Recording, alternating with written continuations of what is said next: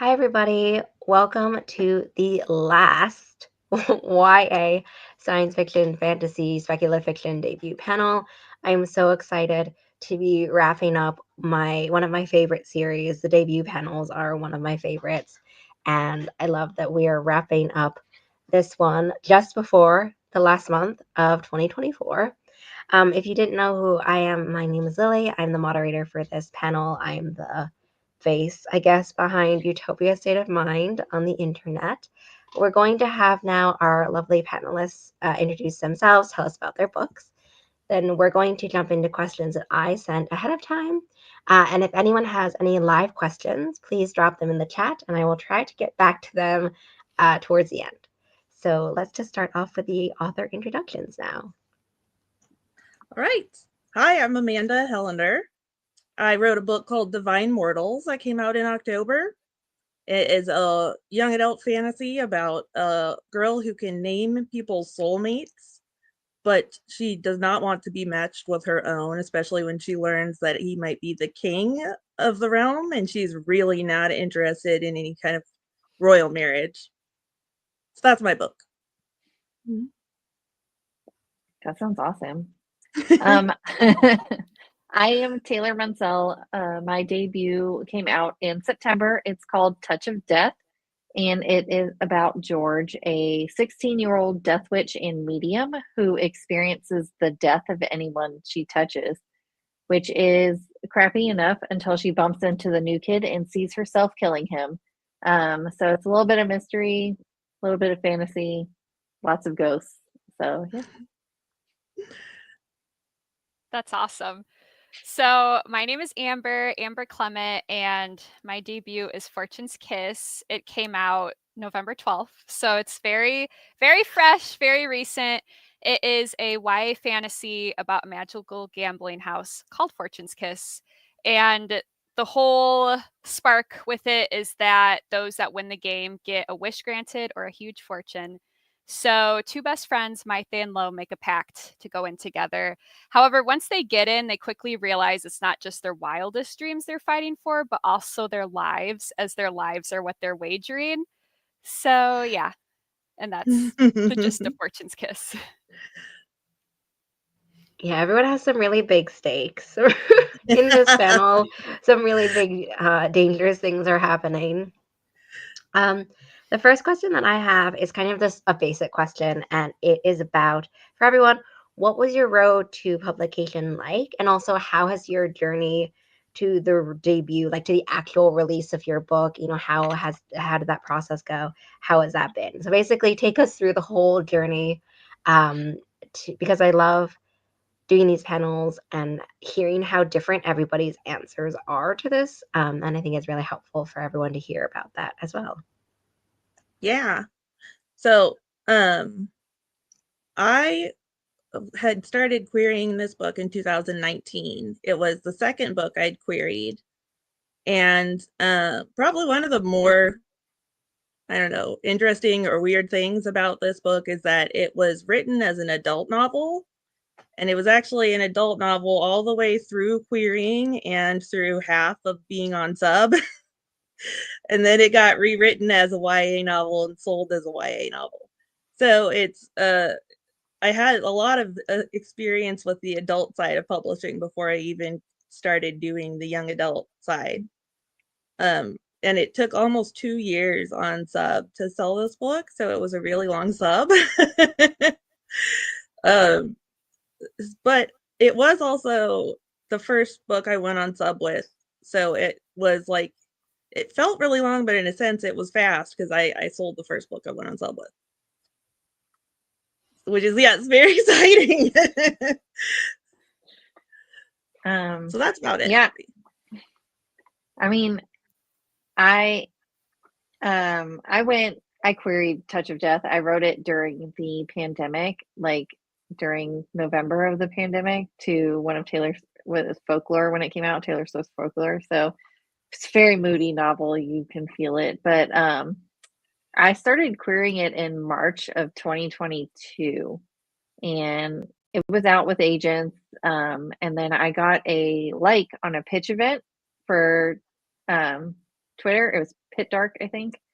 And it was the publisher. And I said, what, why not? And then I got a random call that they wanted to buy it. And, it felt right. And I sold it. And then, so that was in January of 2023. So it was a long time before, the book actually came out for a small press. For normal, like for traditional presses, that's the normal amount of time. But for a small press, they're usually a little faster.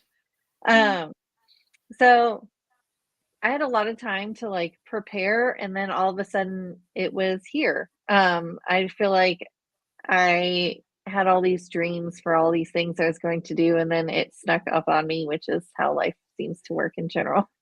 But it was great. And then the week after, I live in Western North Carolina, so about 10 days after my book came out, that big hurricane hit, and yeah.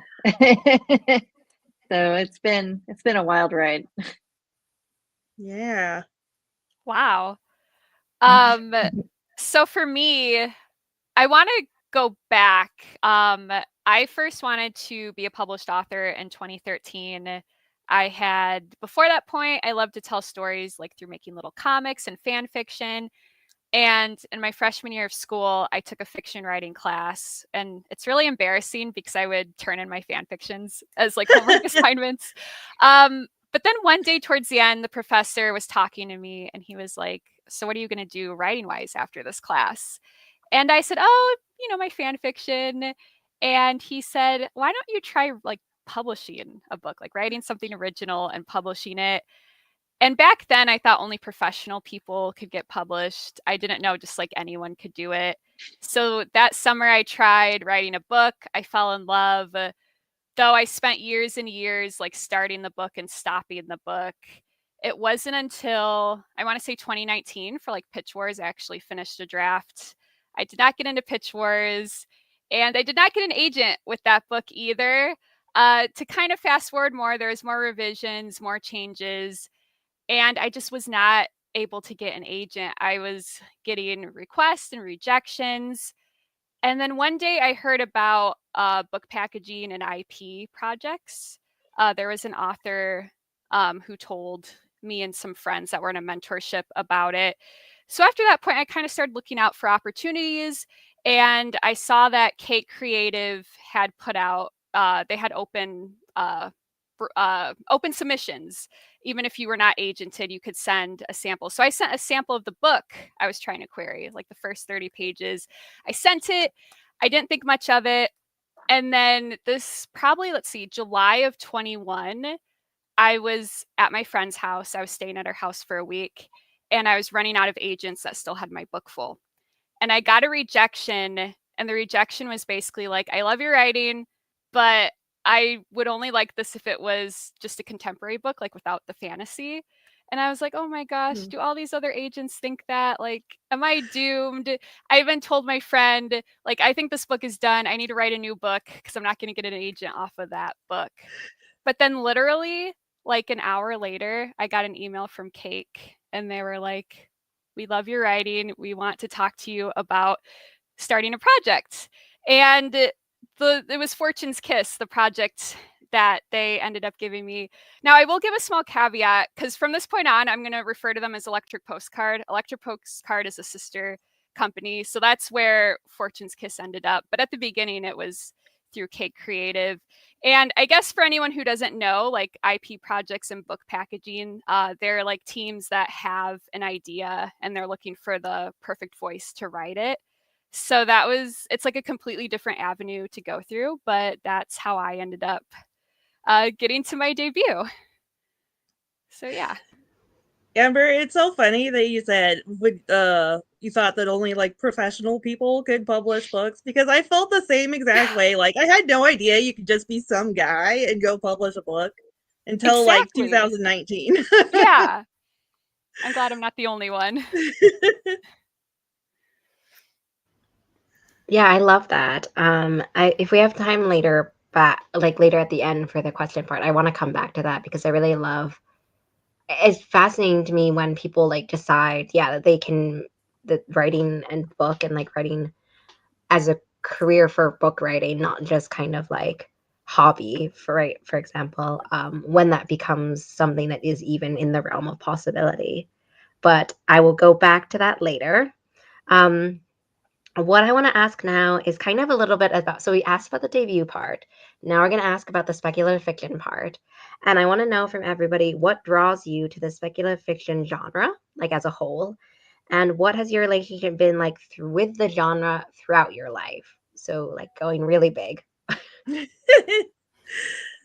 think I always just, for whatever reason, felt an affinity for it. Like as a kid, it's just like whatever things I liked, they would be better if you added a wizard. So it's just generally something that even just from being small and watching things like Fantasia and stuff. It's like I want it to have magic, and that basically carried forward, through my teen years and everything. I didn't actually read as much as I think a lot of authors did as kids and teenagers, but as a like teenager, there were just like certain books like the Sabriel series, the Chronicles of Narnia and stuff that I was like, this is so good that I don't think I really want to do anything else. Like, I don't want to like read any other genres. I eventually started branching out into other genres, but it was just like, wow, this is sucking me in so deep. And I think that's one of the things I like about fantasy. Like, still to this day, I think I probably read more horror than I read fantasy, but nothing sucks me in as deep as fantasy does. Like, that really captures me. I I think I don't know. I think my relationship with it as a whole is really what um, makes me want to write fantasy. The first book I really remember like getting sucked into and not being able to stop thinking about was the Two Princesses of Bamar. Two Princesses of Bamar by Gail Carson Levine. Oh, don't make me remember people's names, but uh, I can still tell you the entire plot to the book, even though I'm not great with the author name. But, um, and I probably read that in third grade. And I, you know, it was a little bit of magic. The main character was grumpy and didn't want to be the main character, which I really, that really resonated with me. And as a grumpy third grader, but But I agree with Amanda, everything's better with a little bit of magic. And there are so many ways that you can tell a story through creating other worlds and just adding things to our world that mirror what's happening without, being in someone's face about it. So in Crimson Peak, the line that stuck with me is that the ghosts are just a metaphor. And I think about that all the time because I in love writing, that movie. right? So good.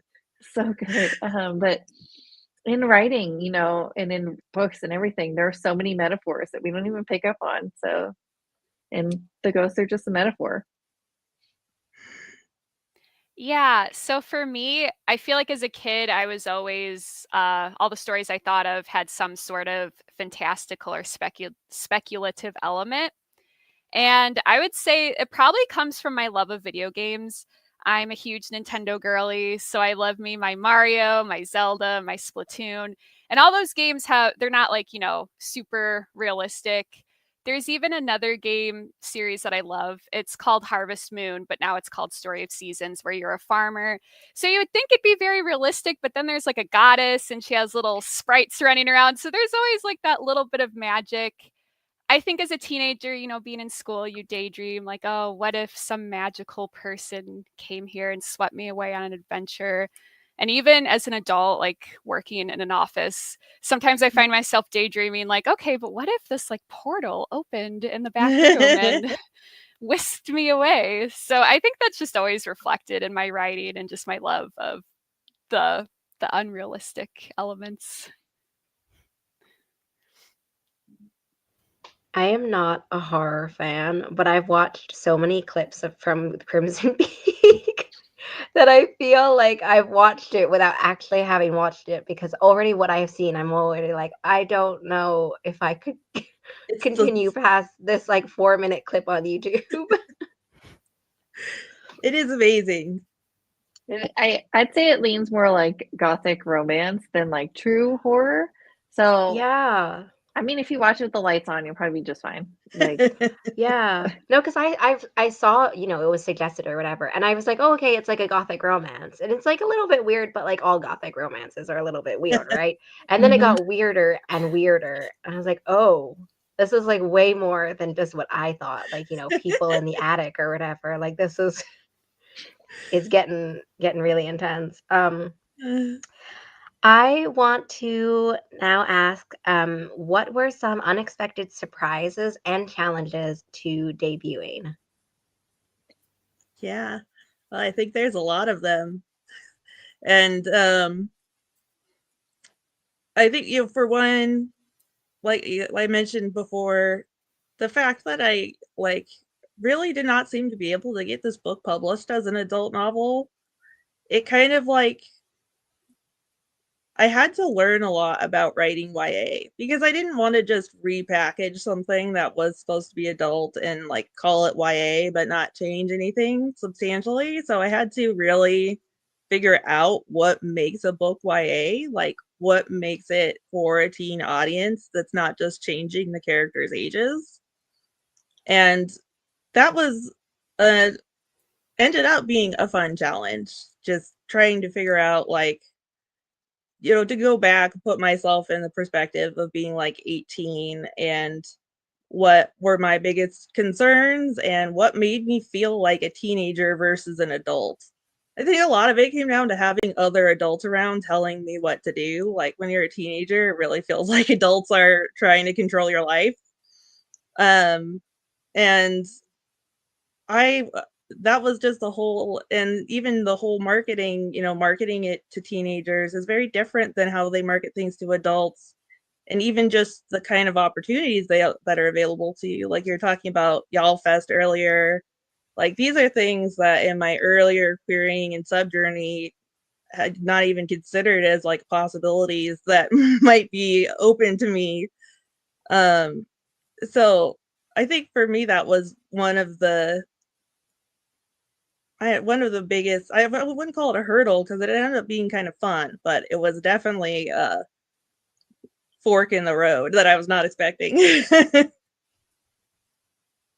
I'd say, I have quite a bit of experience in publishing. I've worked with agencies in internships and another small publisher, not mine. And then I work with a writing workshop too. So I have friends that have been published. I kind of knew what I was getting myself into, and I thought everything was going to be fine. But again, I'm with a small press, and the owner of the small press passed away suddenly earlier this year. Yeah, it's been a wild ride. Passed away suddenly earlier this year, and they ended up putting the press up for sale like 2 weeks before my book launched. So it did sell. We're with a new home, which is great. But you know, you're like, what is the marketing going to look like for that, or are they still putting you up for awards and things like that? So uh I felt like the foundation rocked a little bit, and they've been really great to work with. I don't have any complaints. It was just, something unexpected just to turn everything upside down. Wow.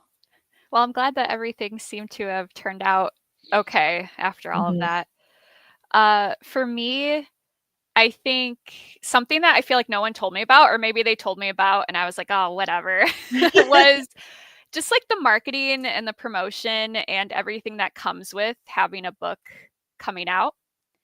Because I feel like for years I spent all this time trying to juggle writing with just my life, all my life stuff. So now that the book is out, and I think this kind of happened maybe a month or a month and a half before it came out, I started getting new tasks, like just posting to social media, doing events like this, which are very fun. Don't get me wrong, but there is a degree of planning, and obviously I have to make sure I'm here at the right time, ready to talk. There's just stuff like that. I just didn't realize that it takes time. Now it's a good problem to have, but it's something that I've been kind of toying with and trying to get into a new routine of doing all this while still working on my next projects and still living my life. I had taken November off before this point off of writing just because everything was getting overwhelming. So now I'm easing back in, and I'm just hoping I can figure out a way to juggle it going forward. We'll see. No, that's such an excellent point, because I feel like there's this conception, there's this conception that you write the book and like that's all you have to do. But then also it is a little bit strange. Like you get a bunch of people who, I would presume the majority of people, and obviously this is a giant stereotype and overgeneralization, but probably only really want to work on their books. And then you force them to do a lot of public facing, so like marketing, social media, and publicity promo. And then it's just like interesting to see how different and difficult the certain things are for some people. And some people end up finding like their inner public speaking persona, and then other people are like, no, I'm only posting when I have to, and then after that, like I don't ever log on ever again. Okay, I want to jump into some questions that pair books together and like pair themes together. And the first one I want to talk about is friendship. So in Fortune's Kiss and Touch of Death, both of your books have like friendship as a pretty core concept. And I wanted to know if you could talk about creating your friendship groups kind of as a whole, and also how you develop their arc in relation to like everything else that's going on in the book, right? So the main macro plot, and also like side character versus main character plot, how you balance their different kind of characters as well. It's a big question. You hear it a lot that authors put a little bit of themselves in their characters, and George is really partly a reflection of how I felt when I was in high school, and so when I was building out like Felix, for example, he's the best friend. When I was building him out, I thought about one, what was going to push George the most, like who would make her, uncomfortable in the best ways, because you can't grow without uncomfort or discomfort. And then who I would have needed as a friend back then, and what that would look like. And the friendship is really integral to the part, because or plot, I'm gonna mess up all my words today, because the plot is centered on George, and she has to accept all parts of herself to kind of figure out this mystery. And at the beginning of the book, she doesn't like her magic, she doesn't like going to school, she doesn't want any new friends. So she had to accept her magic, make new friends, and just be open. And having Felix as a safety net kind of really helped with that, and gave her a mirror to examine herself in. So in Fortune's Kiss, well, I guess I'll start before Fortune's Kiss. I feel like all the story ideas I've had in my head, there's always best friends. And there's always two, like it's usually just like a one-on-one best friend relationship. And I feel like that reflects just with me. I feel like I tend to get closer to one person versus like a group of friends. And I feel like my friendships that are a little more one-on-one, or even just with two people, I feel like those are my strongest friendships. So I think that naturally leaks into my writing.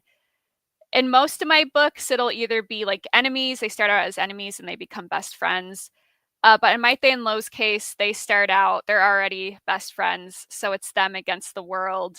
It's them against this deadly gambling house, and also other contestants that both the house and the other contestants, most of the other contestants probably want them dead, or at least want them to not get in the way of their victory. So it's very cutthroat, and it was just fun to play with. They go in very united, but then the house's magic kind of wants to tear them apart. So I had to play with that. I think something that made it easy for me, though, is that Maite and Lo are both main characters, so they get alternating chapters. So it was pretty easy to keep them connected to the main plot. Something that was important to me, though, was giving them their own hopes and desires. So we have Maite. She desperately wants to be a famous painter. However, her family, she grew up wealthy and powerful, but then due to her father's gambling, her family fell from grace. So now her family has a bad reputation. They are not doing well financially at all. And those things just get in the way of her painting dreams. While Lo, on the other hand, also grew up in the same social circles, but stayed in those social circles. She's beautiful. There's a bunch of suitors that want to marry her. However, she has a very controlling and abusive father who wants to marry her off to the highest bidder. And her mother is also missing. So she's just worried for her sisters and just trying to protect them from their father. But despite Maite's family falling from grace, Lo always treated her the same, and always cared about her. So it was fun to just really show how much they care for each other and then put them into this deadly situation and seeing what happens to them in their dreams and if they're able to cling on to them or if the house is just too much for them. But I can't tell you how that happened and what happened, so I'm sorry. People go through it. People, it is tough. It's hard. It's truly, the stakes are very high in Fortune's case. I want to ask also, so Divine Mortals has the catchy hook of like finding out your soulmates, but you don't want to be. And I want to know, could you talk about creating and developing the side characters of the king's closest advisor and the king? Because I'm interested in balancing their roles, their motivations, their ambitions, and their own character development, in addition to obviously them being like not the main deal, right? Yes. Yeah, so I think that those two characters are interesting, that since we were just talking about friendship, because they're best friends. They've been best friends their entire lives. And the king is the main character's soulmate. And the king's advisor, his best friend, is the guy that she's like crushing on. So I think for Mona, the main character, it was really like one of the things I wanted to explore a lot in this book is just the idea of having a destiny that you don't want and how much of that is in your control and how much do you have to accept versus trying to fight for what you want. But with those two characters, the king, Isaac, and his best friend, Whitman, I think that I really liked the way that they, in a way, they kind of mirrored Mona's relationship with Whitman because Isaac the king is very similar to Mona and they're soulmates. So I guess that makes sense. But he's just kind of someone who likes to joke around and not be serious and just try to like do his best. And his best friend is very serious guy who is terrified of like screwing everything up and has to be perfect all of the time. And so one thing that I liked about them is that they remained, supportive of each other the entire time. And there was not like despite everything that was going on, I wanted them to be there for each other. Especially because I think that like male friendship like is sometimes lacking in a lot of the media that we have, especially really emotional. Like I guess this is kind of spoilers, but in the second book, I had a chance for them to tell each other that they love each other and all these things that are like not really having to do with Mona, the main character, but just showing that those kind of relationships are important, and you can have people who are very different from each other, who are like brothers, and you can say I love you even if you're a dude.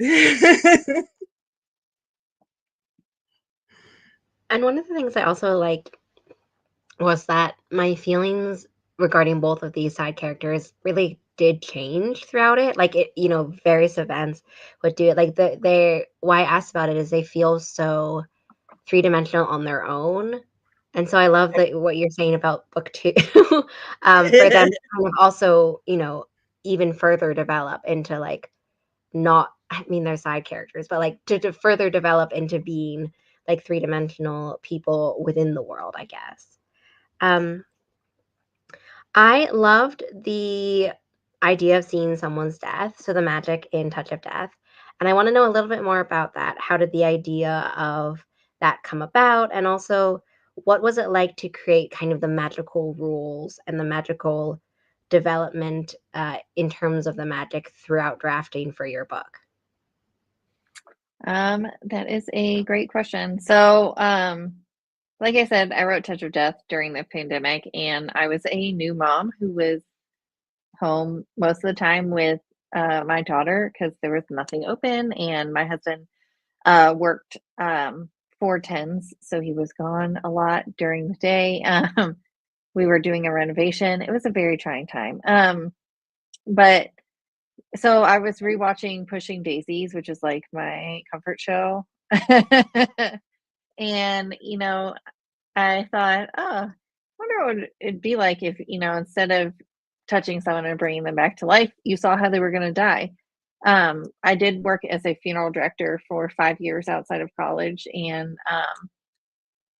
so that had a lot to do with it too, just like how death is such a common experience, but it's felt differently by everyone. So just how death would impact George, just being able to see everyone's death and feel it, and what that would do to her as a person and her friendships, which is a lot of the book. Um, and then, the magic kind of developed from there. Eventually, she became a death witch instead of just a normal witch, and how they draw magic from, the essence of life, basically. And in there is no book two yet. I have not written it, but it is in my head. But it's very book two is very coven based, and circles around their magic, and just what it looks like for George, who spent her entire life not wanting anything to do with it, and moving now that she does, how those relationships are affected, and how her magic is changing as she gets older too.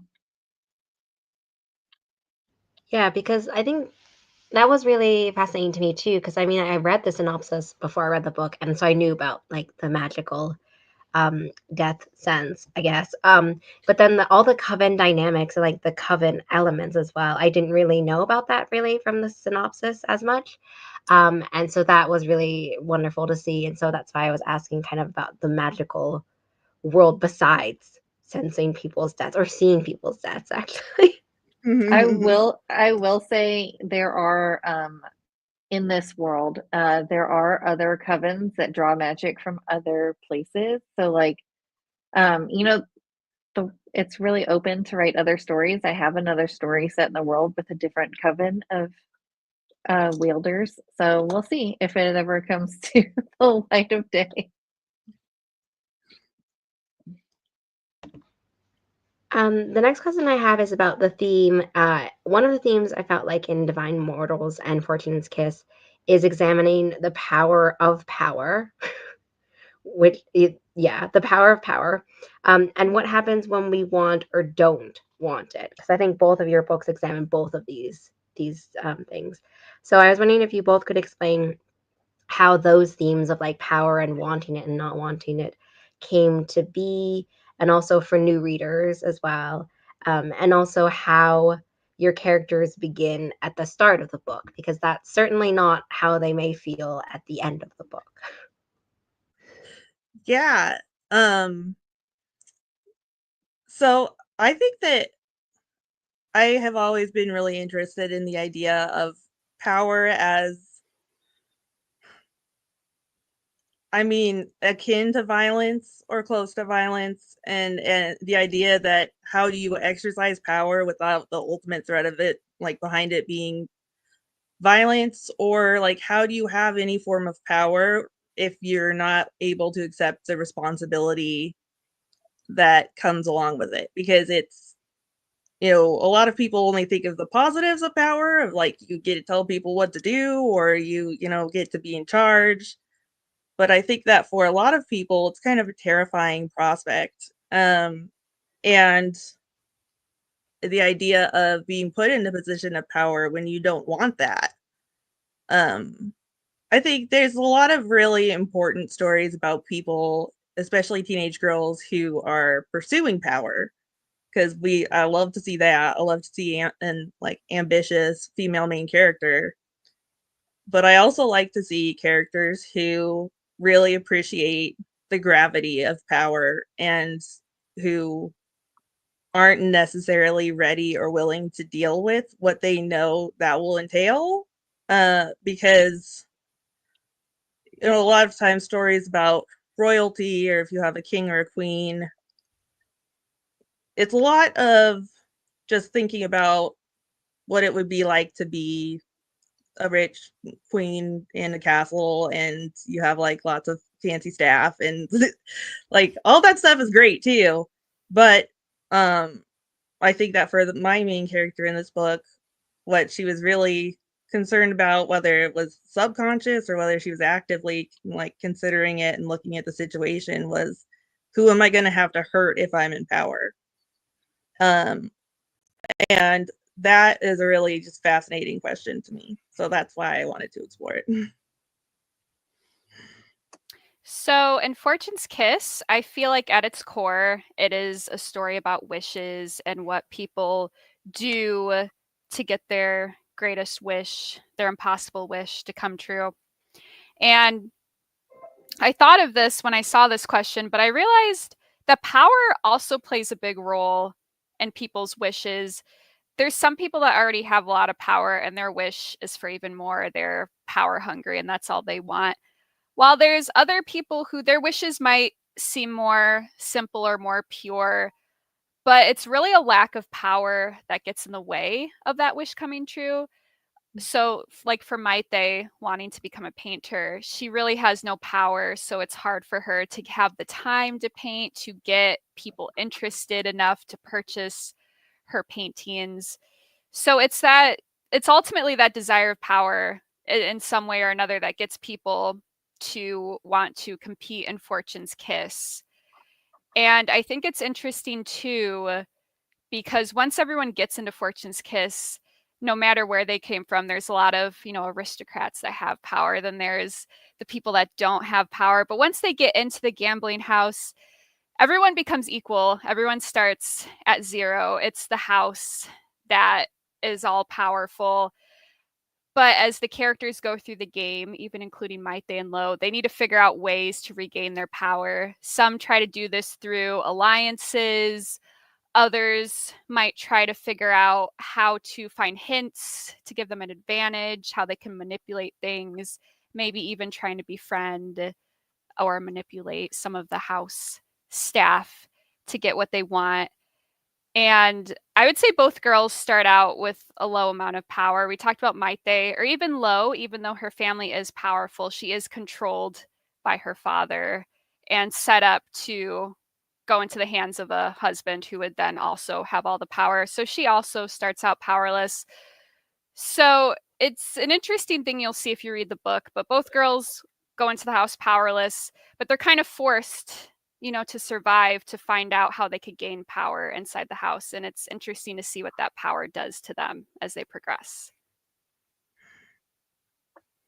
Yeah, and I love what you were saying about the house and that experience, like almost being an equalizer, like forcing people to really realize the imprecise nature of what they want, I guess is how I'll say that.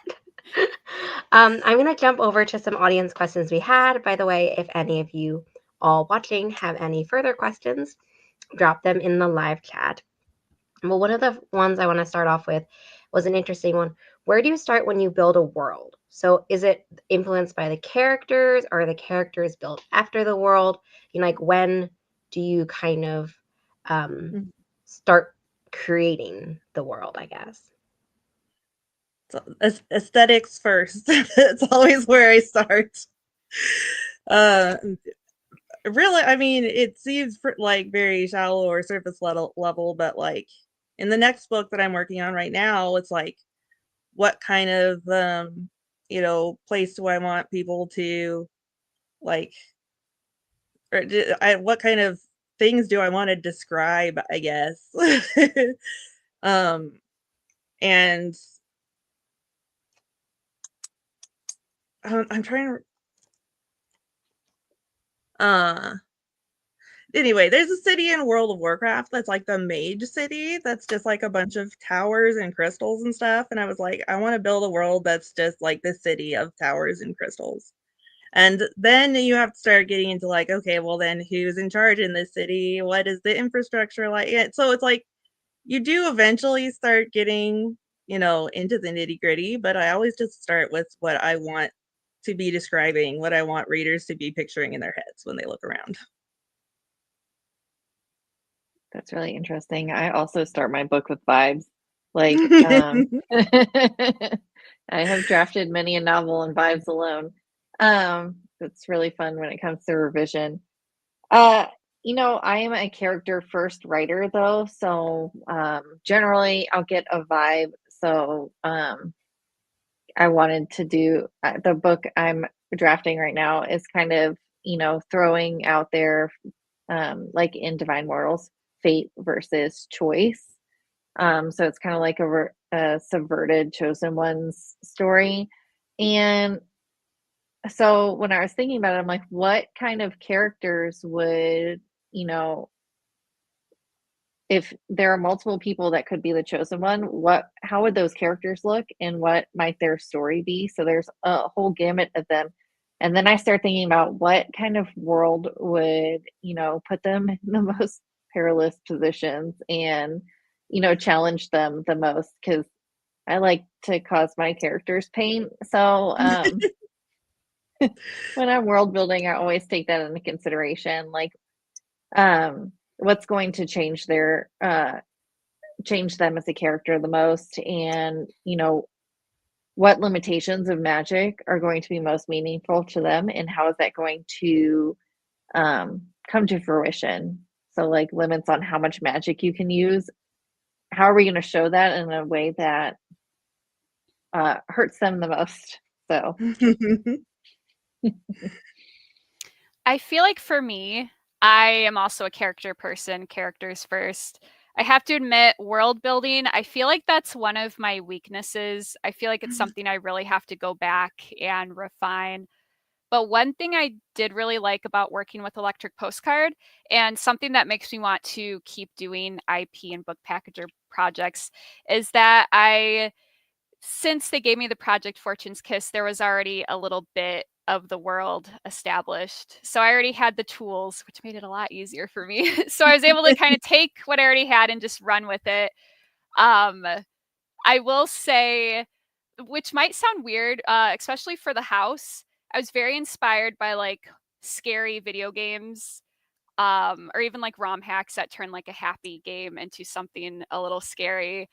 Specifically, I saw like some like Mario hacks where they make the castle kind of evil. And that kind of gave me ideas. Okay, what if we make the house evil? Like you go through a door and it leads to a place you didn't think it would, or it tries to like make you get lost, just stuff like that. And really the atmosphere that you get from video games, I really tried to inject that into Fortune's Kiss. So I would feel like even with other projects in general, I think just video games, if there's a setting in a game that I enjoy, I kind of think about it and think, how can I take that and make it my own and make it fit what the story needs? So yeah. The next question we have is one that I also wanted to know, and it is, what is a 2025 debut you're looking forward to? I purely thought of asking this question earlier as a selfish way to farm for for more authors that I can reach out to in 2025. So I may or may not be taking notes while you all answer this question. Yeah, one book I thought of immediately is called Cruel is the Light by Sophie Clark. Again, I'm just telling on myself, so it's like a vibes person, but I definitely saw the art and I was like, wow, this is amazing. What is this? But it sounds like it's about like a demon hunter and a soldier, and there's gonna be some fake dating and all of the things that I like. So I'm really excited. My CP, my critique partner, is actually debuting in early 2025, so I've already read it like a million times. But I am very excited to see it in, published and in my hands. It's called The After Hours by Aspen Anderson, so very excited. It's like time travel. It's very it's very nostalgic for me because it gives that like early 2000s vibe kind of when you're reading. I don't know if you know, but it's adult and it's really good. So I'm excited to see it living. Yeah, so for me, the book coming in 2025 that I'm very excited about is Salvation by Sandra Proudman. It is a gender bent Zorro, but there's magic. There's a little bit of magic, which I know we talked about loving the speculative elements, and it's Latine. So I'm incredibly excited for it, and I may or may not. Okay, I did. I beta read a few of the early chapters back in the early state. I shouldn't say that because I don't know, but earlier, and I really liked it. So I am just incredibly excited to see how it is once it's published book in my hands. A question we also got was, what is a 2024 debut that isn't yours? Did you like or look forward to reading? Which, of course, I feel like when people ask you these questions, like you immediately forget every book you've ever read in your life. I definitely loved For She Is Wrath by Emily Varga. Just a great lovers to enemies retell. It's a Pakistani retelling of the Count of Monte Cristo, and it's just full of like teen girl rage, and like she teaches the guy how to fight, which is just this like there's a lot of like kind of stereotype or like trope flipping in that book where it's like you've seen it before but not exactly quite like this. So I really loved it.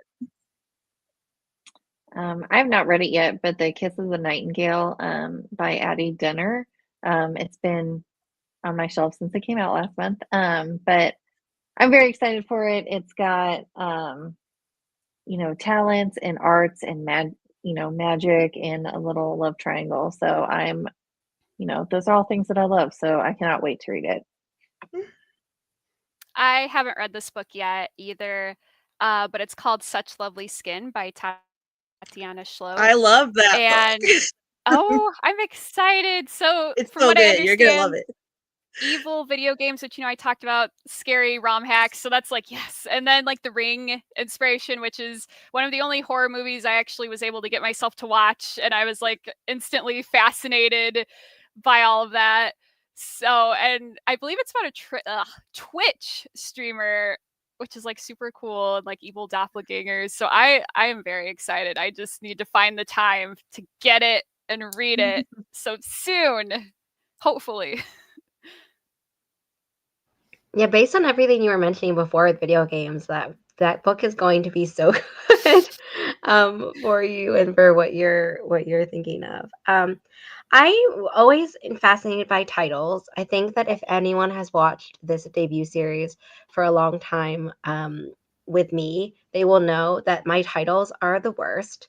So I would love to know from you all, could you talk us through the title for your books, and if there is a journey to coming up with your title? Maybe you got it, like you nailed it on the first try. I don't know. Um, but also, if you had to rename your book, what would it be? So my title was actually picked by my publisher. So I did not really have a lot like input. I mean, I did have input in that they gave me a bunch of different ones that they liked, and then they're like, Divine Mortals is the one we like the most, though. And I was like, okay, that sounds good. So that was not so much like, there's not a lot of journey on my end there. It just kind of, happened. But initially the book was called Isle in the Flood, and so that's probably what I would call it if it wasn't Divine Mortals. Touch of Death is and always has been Touch of Death, so it was not changed, which was kind of fun. I just expected it to be changed. I don't actually start writing my books until I know what the title is. So like it's on the vibes. So once I get the title, I know what the vibes are for the rest of the book, and it might change while I'm writing it. Touch of Death did not, but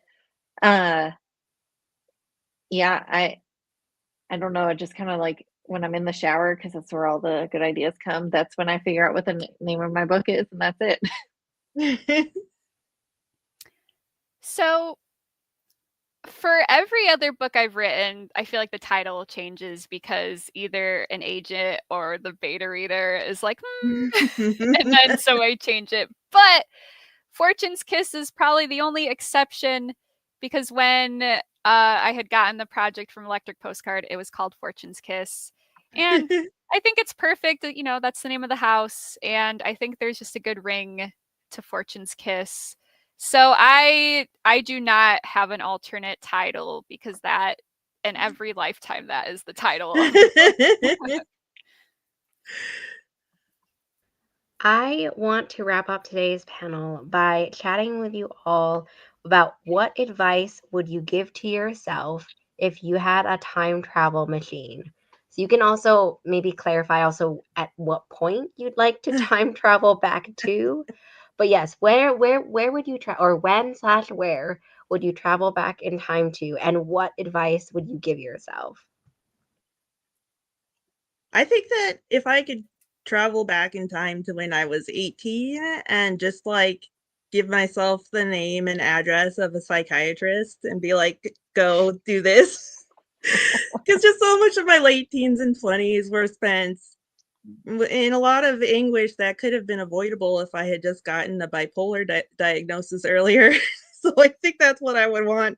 Is just tell myself to go figure out what's actually happening. I think, even aside from that, most teenagers would probably benefit from therapy just in general. I would have. I would travel back to when I was about 16 and tell myself, one, nobody cares. Like nobody's looking at you. No, literally nobody cares. And two, that, if it's book related, that, write your stories, that you can make money doing it. It's not done, but you can. And they have value, because I think I spent so much of my late teens and early 20s just not writing, because I didn't see any value. Who would want to read my stories? But I want to read them, so that's why I should write them. Yeah, for me, there's 2 points I could see myself going back. One would be as a teenager and telling myself to actually try to write prose, because like I said, I thought only professionals could write in prose. Because honestly, I didn't write my first fan I don't know, maybe I shouldn't be admitting this. I didn't write my first fan fiction until I was like 18. So I think I could have started a lot sooner. And then the other point I could have traveled back to would be like when I was first trying to write in 2013 and just saying, finish the darn first draft, don't go back. And then I think I could have gotten published sooner. But I think that's a double-edged sword, because if I had gotten published sooner, I don't think Fortune's Kiss, I probably wouldn't have written Fortune's Kiss. And So that's why I feel like even though those scenarios would be nice, I think I would say no thank you to the time machine, or think maybe something unrelated to writing, because I really am happy with Fortune's Kiss being my debut and how that all turned out, even though it is a little later in life than I had originally anticipated. See, I would go back and tell myself when I queried that first novel, don't query that. Oh, No one should read that. It's not okay. Yeah, actually, one last question, because that did bring up one of the things that someone had asked earlier. Did any of you have a feeling that this debut was going to be the book that you would debut with? I know a lot of people, will query with something, or they'll write something, they'll write 3 books beforehand, but did any of you feel that, knowing that that was going to be the book? I think I was very hopeful, but I think that I was like I was overly optimistic about a lot of things. So I don't know if that necessarily means anything, but I did feel like, yeah, this is going to be the book. Yeah, I feel that way with every book. Like, this is it, Exactly. and then it's not. But I did feel, I still do, to Georgia's story, like a special connection. So like, even though I wasn't always right about it being the book, I do think that it's the book that has most of myself in it. so for me, I think, because I was very much struggling in the query trenches when I had first gotten that in. I even remember I had a call with Danielle Clayton to discuss working with them. And I just like started like bawling on the phone, because I just like knew in my heart, I was like, don't cry. I was like, I've been struggling so much, but I know, like, without a doubt, like, this is it. This is my way of starting my career and getting into the industry. I always had like this piece about it. I never really had much doubt that this book was going to sell and was going to be my first novel. So yeah. Yeah, I love both of the combination of both of the 2 questions. Like, if you don't feel like that it will be the book, then it's hard to like give it your all when you're querying and like be as emotionally attached to it. And kind of what Amber was saying earlier, right? Every moment kind of got you to the journey. So it's also really hard. I mean, I wrote the question, but it's also really hard to go back in time and wonder what would change, or like what you would have to happen differently. But yes, thank you to everyone for submitting those really fantastic questions. I just want to remind everyone that all of the book all the book links are in the description box below. So you can go pick up all the books now, because they're all out. And it's the end of the year, I guess. So it's like we're getting close to gift giving season. So definitely check out the links down below. Thank you all as well to all the panelists and the authors for spending their time with us today. Thank you to everyone watching. And I hope everyone has a really great rest of your year, I guess, like a great rest month, the next 30-ish days of your 2024 year. Bye, everybody.